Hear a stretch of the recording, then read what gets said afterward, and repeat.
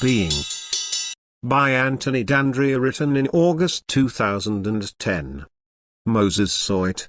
Artists paint it. Religions believe it. Prayers repeat it. The Supreme Being has a body. The Supreme Being has a face. The Supreme Being has a mind. Now a universal, all-denominational dream catcher has caught the Supreme Being's dream. The dream catcher reveals that before the beginning of the word, was the dream. And the Supreme Being's dream is a sunbeam's kaleidoscope of flashbacks and flash-forwards. The dreams radiate multiple scenarios, what if, resonate throughout creation. The Supreme dreams about the form and content of other intelligent designs. Should the garden of earthly delights resemble an animated cartoon, or should it simulate photographic realism? The dreams reflect the Supreme's intent to create a sense of awe and wonder. Decisions.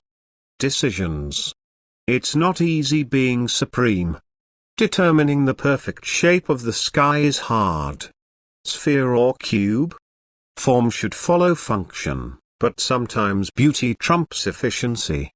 See the apple. If choices about non-organics are complex, design choices about creating living entities become almost insurmountable.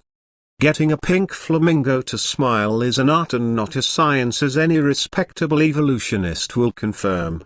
Also, mixing and matching features to creatures is very chancy and sketchy. But even before this creation is far from being finished, the invisible pudgy Supreme Maker grows weary. He lies down to sleep. But when reason sleeps, nightmares come. The Supreme is angered by this cycle of creative work without reciprocal worship from his creatures. And the bringer of light becomes preoccupied with delivering the absolute annihilating light. Lost in reverie, to destroy becomes as powerful an impulse as to create. The dream catcher displays the supreme disillusionment. Returning just the darkness over the deep is tempting punishment, but not enough. The Supreme Being imagines removing the whole world from creation. However, the dream catcher shows that the Supreme's love of creating is reason enough to temper the paranoid rage when orders given to its new creatures are not obeyed. So instead of atomic pulverization, he cries out for a classical flood. Ironically, the love of creativity is the creation's revenge on the creator and is responsible for preserving some life.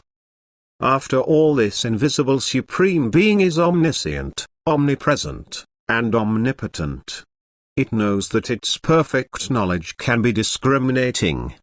So opting for a ghost tweaking the creation machine with raindrops rather than a general atomic wipeout is discreet. You can almost hear the cry, "Let there be a flood." So here you are, touched and inspired by your creator into being.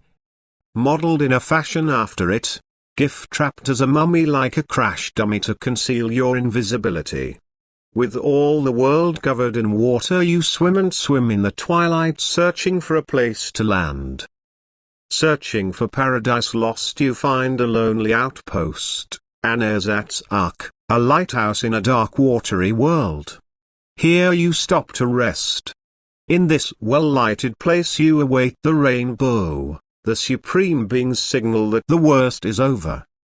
But there is no rainbow, no new covenant, like the one previously used by the Supreme to reassure the creatures that this exterminating flood, this reversal of creation, was a one-time thing. Instead, all there is for you is sanctuary in a lighthouse. In the all you can do as a dummy being is to man the searchlight, for there might be other beings out there needing refuge from the supreme storm. Finally, from further study of what the dream catcher has captured from the mind of the Supreme, you learn that you are a lamed wufnik, an imaginary being who exists solely to block the angry will of the Supreme to destroy the world. Congratulations for doing your job, Savior. Because of the unconscious righteousness of you, a dummy, the world has been spared this time. Smiling pink flamingos may live. Stay alert.